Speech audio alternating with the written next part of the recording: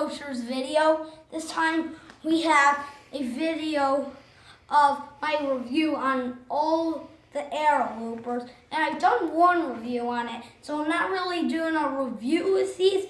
It's more of the stats on these, and so we'll get right into it. So let's start with the Dragon Mountain. I already did a review for this, but I'm going to tell you some of the stats in case you didn't see it. So it's not really about the stats for this review. It's more of how popular they are and my overall score for them. And I might as well tell you that Dragon Mountain is not a very popular ride. Well, at least when I was there. When I was there, they thought chance of rain was going to happen, so no one basically came to the park because of that. But we did, so there's, of course, like once one ride wait, and then all the other times a 0 ride wait. But of course, it is the 12th longest coaster in the world, so of course you should expect some wait. So I'm going to give it an overall score, and I kind of teased it in my review of Dragon Mountain, but I give it a 7.5 instead of 7.7. Here's why. I forgot the over-the-shoulder strikes are pretty rough. Sometimes you get a good ride with them, sometimes you get a super rough ride with them. So now we're with the Dragonfire, the last aero looper I went on in this year. Canada's Wonderland, right? Canada's Wonderland's Dragonfire. So this is a pretty forceless coaster. I mean, if you get a smooth ride on it, then you're in luck. You're going to get an intense ride. If you get a very jerky ride on it and don't even think about where you're sitting, well, other things can happen. I mean, it can't be too bad since it's a steel, but it's definitely one of the weaker aero loopers out there. My overall score for it is probably a 5. Yeah.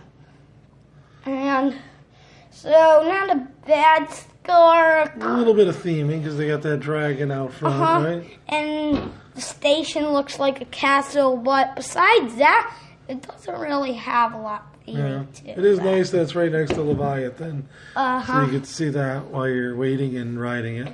That's probably the only thing that outstands me, the theming in the queue.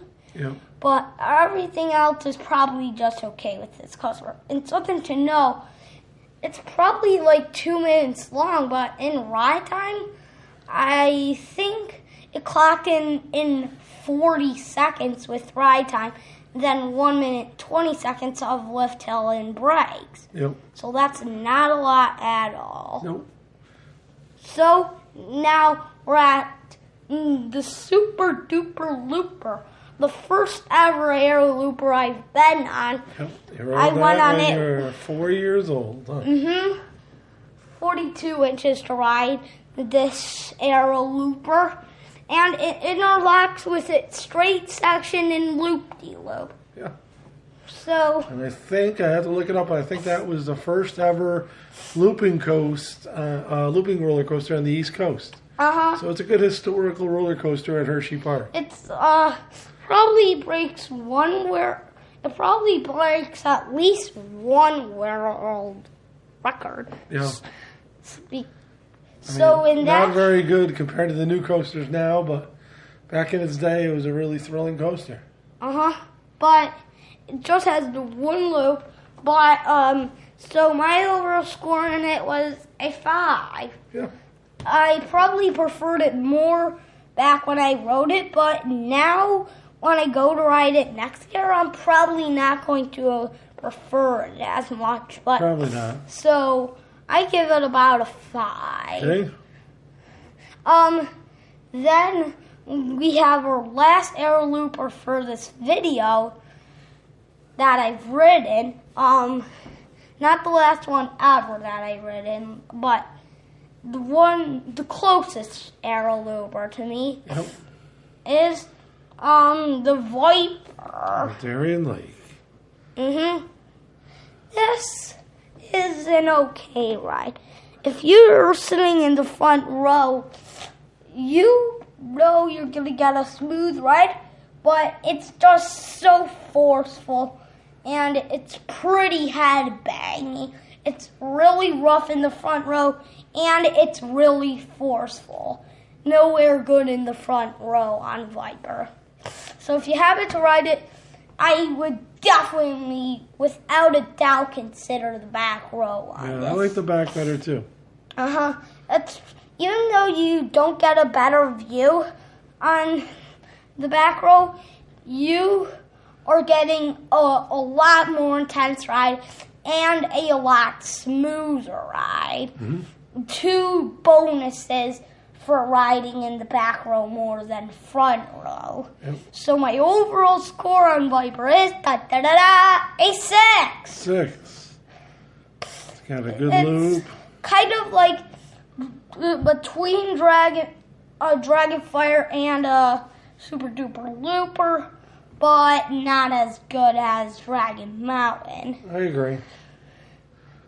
But you know what else is an interesting fact? What? Who was there for opening day of the Viper? Oh yeah, my dad was. I was there. I waited in line almost 3 hours to ride it. Oh, that does not sound fun. That was ridiculous, but it was worth it. Because that was an incredible roller coaster back in the day. But nowadays, when you have all these gigas and hypers, it's just seem so kind of an okay ride. You're right. Okay.